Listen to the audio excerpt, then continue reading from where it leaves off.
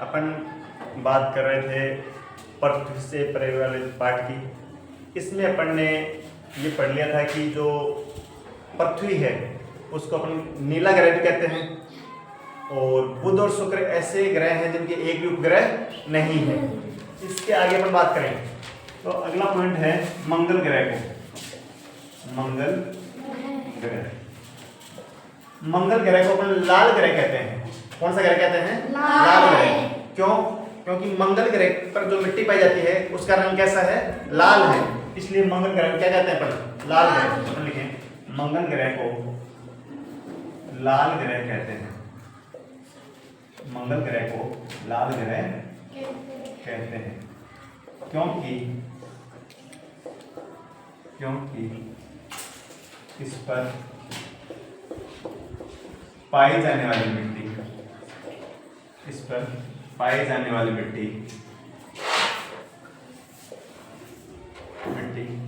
लाल रंग की है। इस पर पाई जाने वाली मिट्टी कैसे रंग की है? लाल रंग की है। इसलिए मंगल ग्रह कैसा ग्रह कहते हैं? लाल ग्रह कहते हैं। ठीक है। इसके बाद में अपन बात करें तो सूर्य की बात करें। किसकी बात करें? सूर्य की। तो जो सूर्य है वो क्या है? एक तारा। सूर्य क्या है? एक तारा। और सूर्य जो है वो सौर परिवार में अपने सबसे निकट है। सबसे निकट कौन सा है अपने पास? सूर्य जो है वो अत्यधिक मात्रा में क्या करता है? ऊर्जा उत्सर्जित करता है। क्या उत्सर्जित करता है? ऊर्जा। और इस कारण से ये क्या होता है? चमकदार। सूर्य क्या होता है? चमकदार। और सूर्य जो है ये पृथ्वी पर ऊर्जा का प्रमुख क्या है? स्रोत। अब सूर्य जो है वो पृथ्वी से कितना दूर है? लगभग 15 करोड़ किलोमीटर। कितना दूर है? 15 करोड़ किलोमीटर। और इस दूरी को अपन बोलते हैं एस्ट्रोनॉमिकल यूनिट, खगोलीय दूरी। अपन सूर्य के बारे में लिखें तो ये अपन लिखें यहाँ पे सूर्य। इसमें लिखें सूर्य एक तारा है। सूर्य एक तारा है। यह हमारे निकट का तारा है। यह हमारे निकट का तारा है। निकट का मतलब ये अपने पास, पृथ्वी से पास में है। सूर्य जो है वो अत्यधिक मात्रा में क्या करता है? ऊर्जा उत्सर्जित करता है। अपन लिखें सूर्य अत्यधिक मात्रा में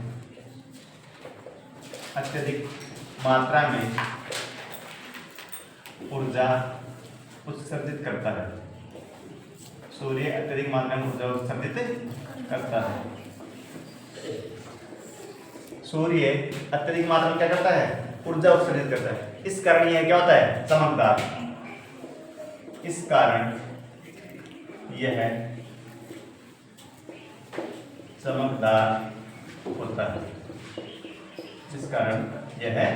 चमकदार होता है। अगला पॉइंट लिखें तो पृथ्वी पर ऊर्जा का जो प्रमुख स्रोत है वो क्या है? सूर्य। पृथ्वी पर ऊर्जा का प्रमुख स्रोत है। पृथ्वी पर ऊर्जा का प्रमुख स्रोत है। ठीक है। अब पृथ्वी से सूर्य के बीच की दूरी कितनी है? लगभग 15 करोड़ किलोमीटर। कितनी है? 15 करोड़ किलोमीटर। पृथ्वी से सूर्य की दूरी, लगभग 15 करोड़ किलोमीटर। 15 करोड़ किलोमीटर। सूर्य से पृथ्वी की दूरी लगभग कितनी है? 15 करोड़ किलोमीटर है। और ये जो दूरी है 15 करोड़ किलोमीटर, इसको कहते हैं खगोलीय मात्रक। ये है दूरी, खगोलीय मात्रक एस्ट्रोनॉमिकल यूनिट कहलाती है। यह दूरी खगोलीय मात्रक कहलाती है। और इस खगोलीय मात्रक का उपयोग किसके लिए करते हैं? अपने लंबी दूरियों को मापने के लिए किसके काम में लेते हैं? खगोलीय मात्रक को काम में लेते हैं। ठीक है। इस दूरी का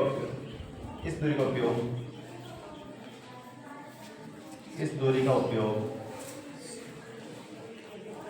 इस दूरी को लंबी दूरियों के मापन के लिए करते हैं, लंबी दूरियों के मापन के लिए करते हैं, लंबी दूरी के मापन के लिए करते हैं। ठीक है, अब देखो पृथ्वी जो है वो सूर्य के चक्कर लगाती है, और पृथ्वी सूर्य के चारों ओर जब चक्कर लगाती है तो वो अपना एक पूरा चक्कर कितने दिन में करती है? एक साल में। कितने दिन में पूरा करती है? एक साल में। एक साल का मतलब 365 दिन में।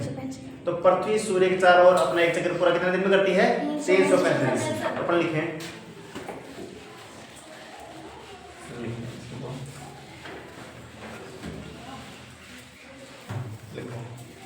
सूर्य की परिक्रमा करने में, सूर्य की परिक्रमा करने में पृथ्वी, सूर्य की परिक्रमा करने में पृथ्वी को लगभग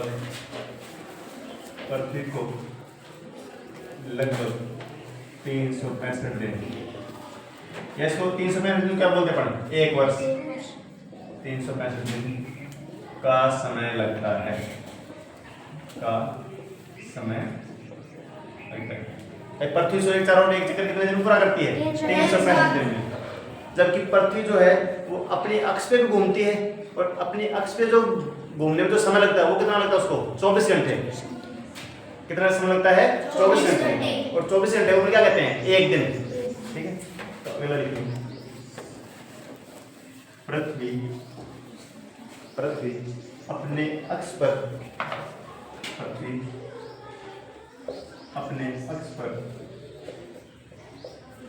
अपने अक्ष पर घूर्णन करने में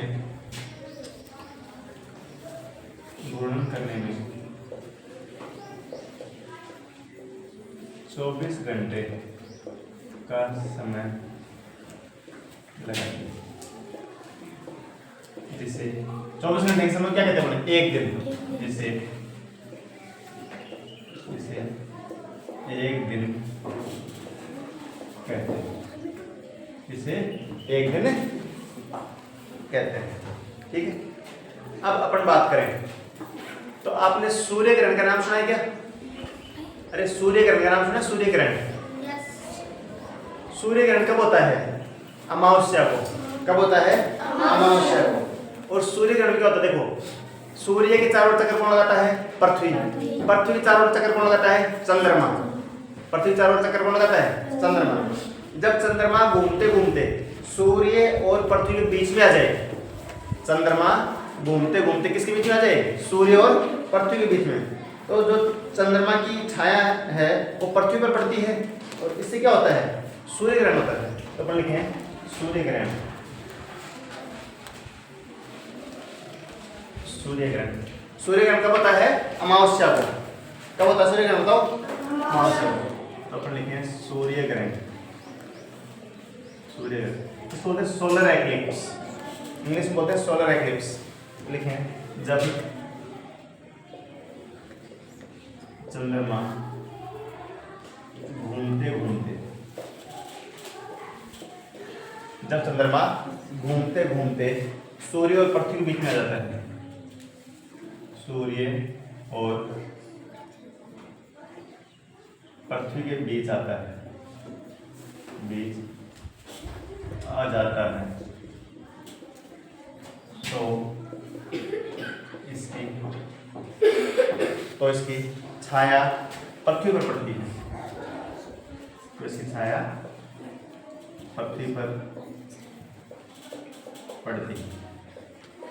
जब चंद्रमा घूमते घूमते सूर्य और पृथ्वी के बीच में आ जाता है तो चंद्रमा की छाया कहाँ पे पड़ती है? पृथ्वी पर पड़ती है।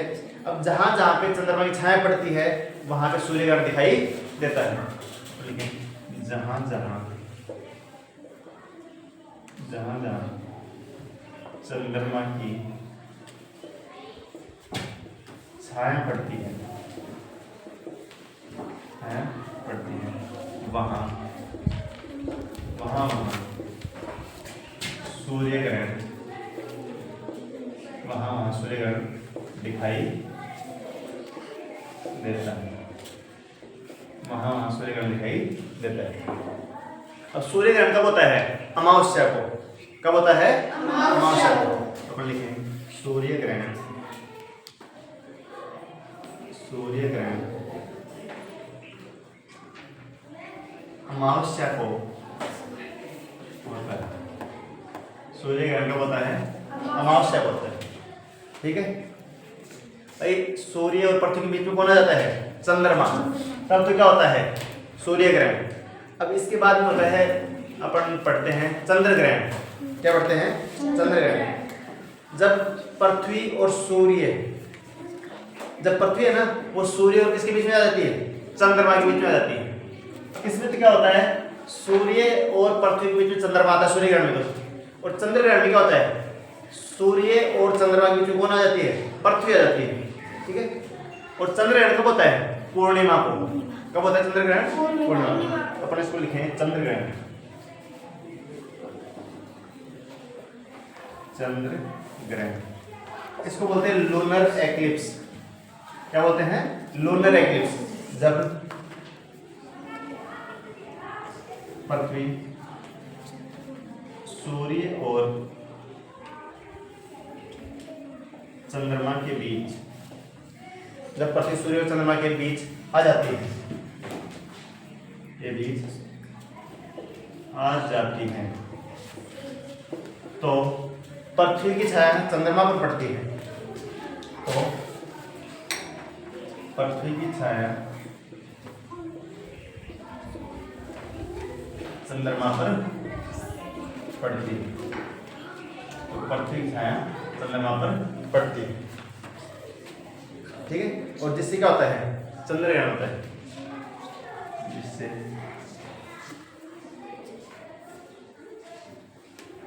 चंद्र ग्रहण होता है। जिससे चंद्र ग्रहण होता है। चंद्र ग्रहण कब होता है? पूर्णिमा को। चंद्र ग्रहण पूर्णिमा को होता है। चंद्र ग्रहण पूर्णिमा को होता है।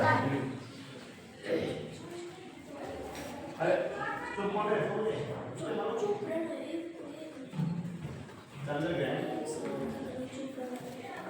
पूर्णिमा को होता है। ठीक है। इसके बाद में अपन लिखेंगे कि जब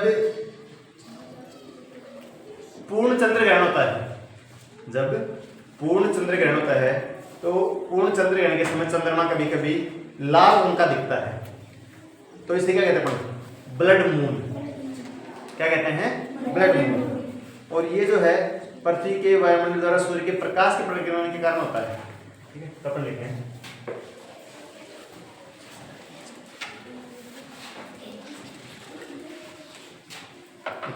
पूर्ण चंद्र ग्रहण के समय, पूर्ण चंद्र ग्रहण के समय, पूर्ण चंद्र ग्रहण के समय चंद्रमा कभी कभी, चंद्रमा कभी कभी लाल रंग का दिखाई देता है। लाल रंग का दिखाई देता है। इसे ब्लड मून, इसे ब्लड मून, ब्लड मून कहते हैं। पूर्ण चंद्र ग्रहण के समय चंद्रमा कैसा रंग का दिखाई देता है? लाल रंग का दिखाई देता है। इसे क्या कहते हैं अपन? ब्लड मून कहते हैं। ठीक है। अब इसके आगे अपन बात करें तो जब अपन रात में आकाश को देखते हैं तो आकाश में अपन क्या दिखाई देते हैं? तारे टिमटिमाते हुए दिखाई देते हैं।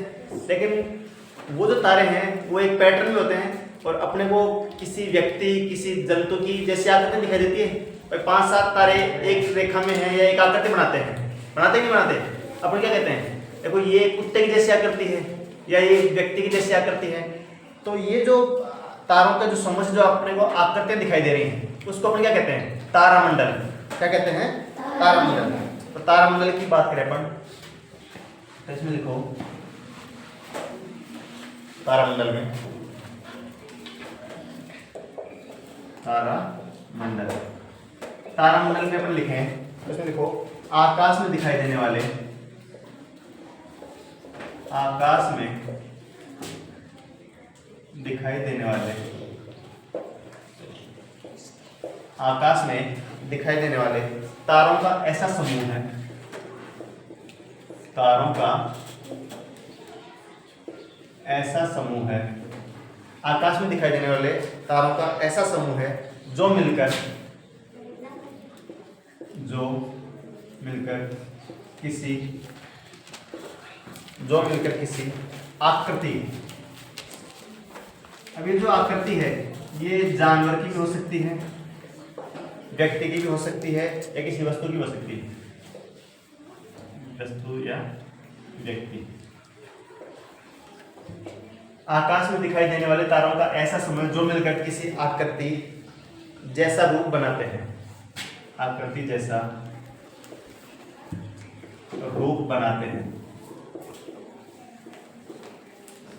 आकृति जैसा रूप बनाते हैं। तारों के ऐसे समूह क्या कहते हैं? तारामंडल, तारामंडल कहलाता है, तारामंडल कहलाता है। होता है ना, ऐसे रात को अपन तारों को देखते तो अपने को लगता है कि देखो कुत्ते जैसी आकृति है, कभी अपने को लगता है ये तोते जैसी आकृति है, कभी लगता है कि ये ऊंट की जैसी है, कभी शेर की जैसी, अलग अलग आकृतियां दिखती है नहीं दिखती। उन तारों के समूह को अपन क्या कहते हैं? तारामंडल। अब जो सबसे बड़ा तारामंडल है वो अपने पास अपने सप्तऋषि मंडल, कौन सा है? सप्तऋषि मंडल, अपन लिखे सप्तऋषि मंडल, सप्तऋषि मंडल। अब जो सप्तऋषि मंडल है, इस सप्तऋषि मंडल में 7 तारे हैं। कितने तारे हैं? 7 तारे प्रमुख हैं। और इसका नाम जो है सप्तऋषि मंडल क्यों पड़ा? तो इसमें जो तारे हैं उनके नाम 7 ऋषियों के नाम पे हैं, इसलिए इसको क्या कहते हैं? सप्तऋषि मंडल। तो इसमें अपन लिखें इसे अंग्रेजी में, सप्तऋषि मंडल को अंग्रेजी में, इसे अंग्रेजी में बिग डिपर, क्या? बिग डिपर, बिग डिपर या ग्रेट बियर, ग्रेट बियर। मैं इसको लिखूं बिग डिपर, बिग डिपर या ग्रेट बियर, ग्रेट बियर के नाम से जानते हैं, के नाम से जानते हैं। इसे अंग्रेजी में बिग डिपर या ग्रेट बियर के नाम से जानते हैं। और ये जो है ये अर्सा मेजर जो है उसका एक भाग है। यह है सप्तऋषि मंडल, यह है अर्सा मेजर, अर्सा मेजर का एक भाग है। यह है अर्सा मेजर का एक भाग है, यह अर्सा मेजर का एक भाग है या अंग है। इसमें कितने तारे होते हैं सप्तऋषि मंडल में? इस सप्तऋषि में कितने तारे हैं? 7। लिखें इस मंडल में, सप्तऋषि मंडल में, सप्तऋषि मंडल में 7 तारे प्रमुख हैं। सप्तऋषि मंडल में कितने तारे प्रमुख हैं? 7 तारे प्रमुख हैं। अब ऐसे लगभग 88 तारामंडल है, ठीक है। अब इसके बाद दूसरे तारामंडल की बात करें तो उसका नाम है ओरायन तारामंडल। क्या नाम है? ओरायन तारामंडल। तो अपन लिखें ओरायन, ओरायन तारामंडल, ओरायन तारामंडल। और ये जो ओरायन तारामंडल है इसको शिकारी तारामंडल भी कहते हैं। क्या कहते हैं? शिकारी तारामंडल। इसको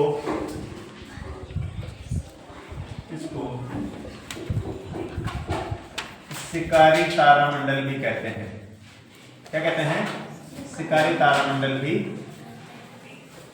कहते हैं। अब ये जो ओरायन तारामंडल है, इस तारामंडल के बीच में 3 तारे एक रेखा में हैं।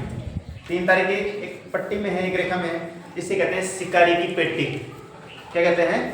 शिकारी की पेटी। तो अपन लिखें इस तारामंडल में, इस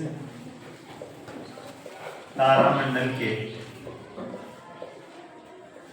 बीचों बीच, इस तारामंडल के बीचों बीच 3 तारे हैं। इस तारामंडल के बीचों बीच 3 तारे हैं, 3 तारे हैं जिन्हें या इस तारामंडल के बीच 3 तारे हैं जिनको शिकारी की पेटी, या जिन्हें शिकारी की पेटी या परिभ्रमण बेल्ट के नाम से जाना जाता है, बेल्ट के नाम से जाना जाता है, बेल्ट के नाम से जाना जाता है। ठीक है,